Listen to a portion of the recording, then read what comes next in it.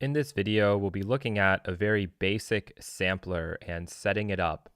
So even though this instrument looks incredibly simple and is incredibly simple, this is exactly what every other sampler is. This is the skeleton of that, and then you just have a lot more features.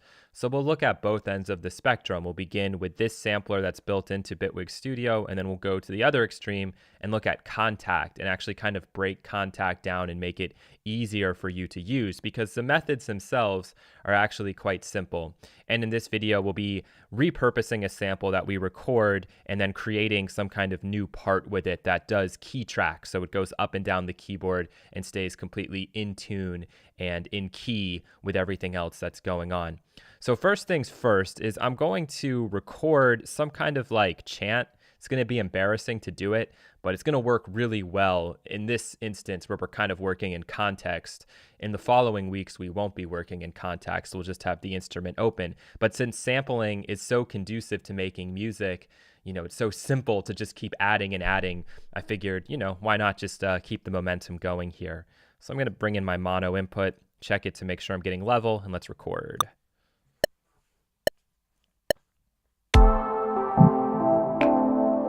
Hey.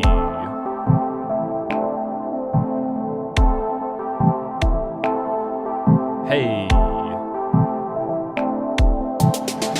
Okay, so it's kind of embarrassing, and to actually get this to work, and it probably would work if we were to do some more effects processing and pitch it down and stuff, I intentionally did sort of this fading like, hey, with more of a pitch dive, because that's going to be a lot more useful when we bring this into the sampler. So let's just listen back here quickly. See what we've got. Hey. Hey.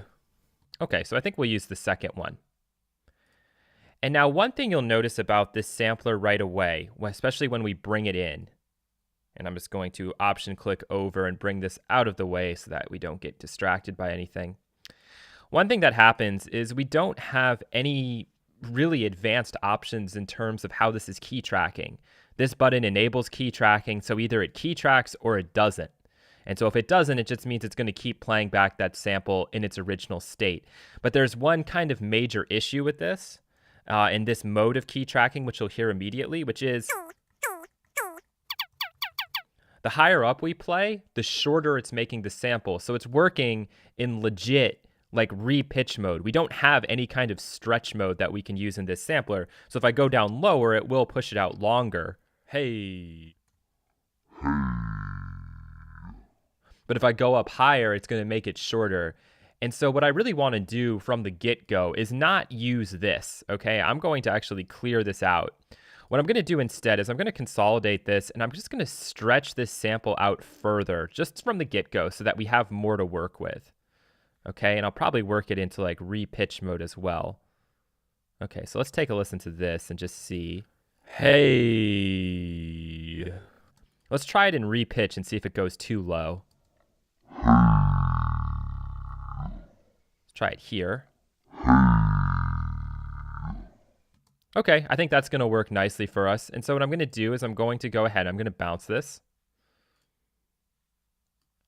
All right. And now what I might do is just like pitch it up a little bit to make our life easier. And I'm going to need to use the span on this as well in a second. But let's try bring this up 2 or 3.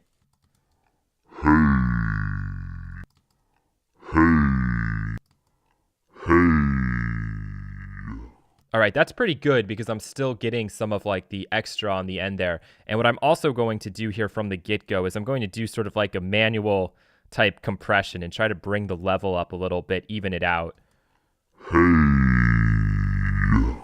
Nice. So I'm going to bounce this one more time. And this will be the file that we actually work with. All right, so I can get rid of that guy. And we're just going to bring the span over. And now what I'm looking to do is I need to be able to set the root pitch if I'm going to key track this, just meaning where is it going to be referencing? Where is it centralized? Where is the center point for the pitch? So if I bring this in here and by default it's at C3, that's going to cause some problems if this sample is not originally at C3. So it's assuming that when I hit C3, that's what it's playing. But right now, that's probably not the case. So we'll bring our span up and just see what it actually says.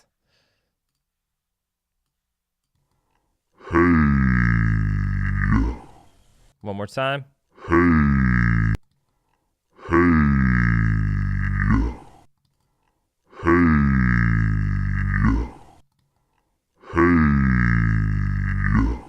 And this one's a little bit trickier because it is moving. So I didn't really think about that in advance. Trying to figure out what the pitches may not work with this method. We might actually have to bring up a keyboard instrument. But let's just go with this and just see if we can get it. Okay, so this peak right here, I'm thinking is definitely more of the fundamental. Okay, we also have some peaks happening up here, but I'm going to use this as our basis. And so it appears to be right at A sharp 2. Okay, because when it's sustaining, this seems to be the first major peak. This would be the fundamental frequency. So when I bring this in, I'm going to bring it in at A sharp 2 as the root. So I bring this in, I key track it, and I go to A sharp 2 here. So now when I play this on the keyboard,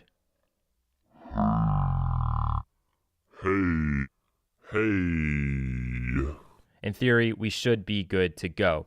All right, so now we can focus on the sampler instrument itself. So right off the bat, there's a problem. When I hit a key, you can hear it takes a little while for it to start playing back.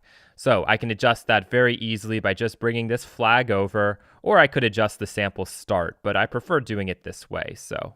And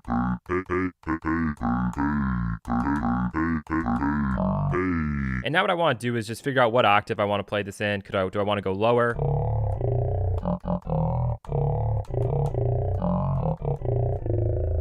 And that might actually work quite well. I want a little bit more release, and this is going to be a bass sound, so I am going to end up making this a monophonic instrument, which just means that right now I can play harmonies if I wanted.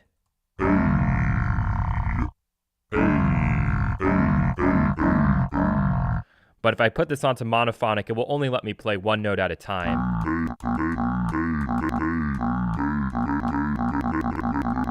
And so it might actually be cool to add some glide into this. So you hear the little that pitch bend happening. I like that quite a bit. And then we have here our amplitude envelope. So by default, really what's happening is I'm clicking the note, it's at full sustain, and if I take the release off, it will just stop immediately after I hit it. So I hit it, and it cuts off. If I start to add some release into this,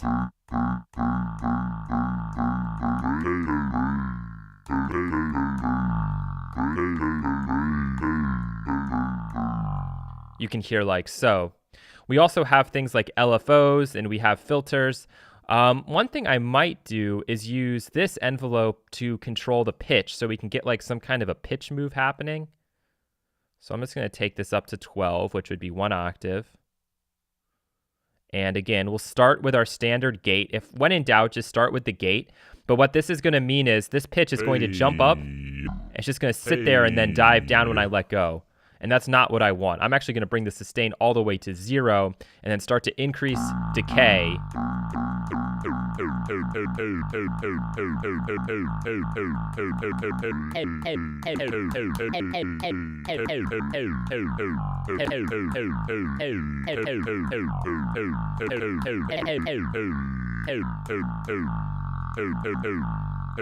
And we might be able to throw a little filter action in here, like a resonant filter, to make this more interesting.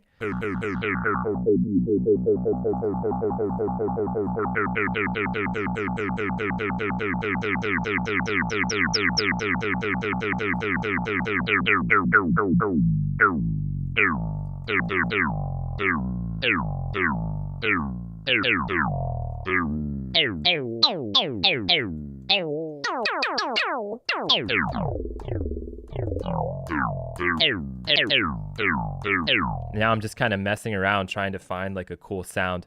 I'm not particularly liking that, so what I think I might do instead is use an LFO.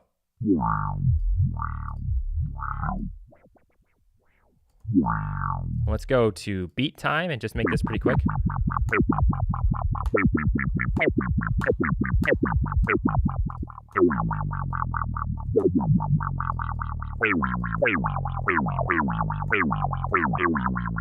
Okay, so this would definitely be the basis for a nice sound, using a sample to kick things off. So I'm not sure if this would really fit in with this beat we have going. Hey.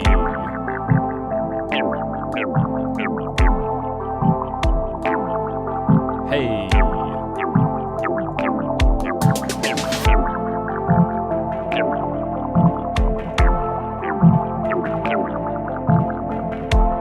And so right now, it might work, but what I would like is to have some kind of sustain to this, okay? Because right now, once it plays through,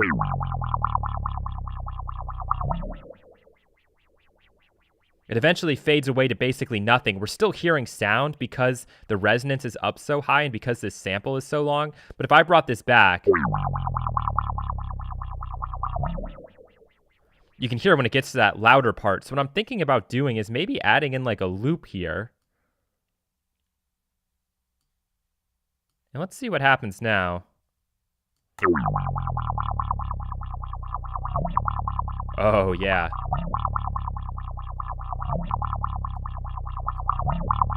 And then if we just added in a little bit of compression to like even this out, it would definitely work like as a sustaining bass. So we could even maybe like take this down to be a little bit slower.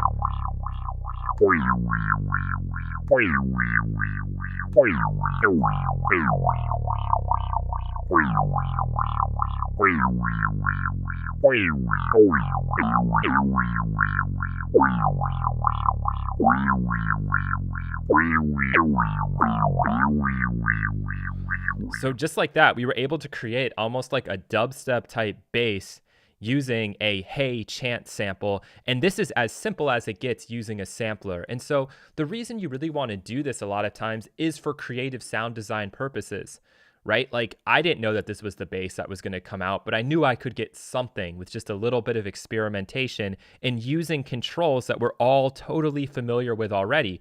If you're not familiar with what I was just doing down there, go back to the first or the second course and we talk about all of these parameters in really great depth.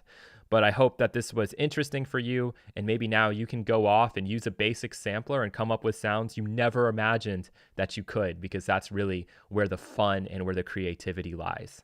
Thank you.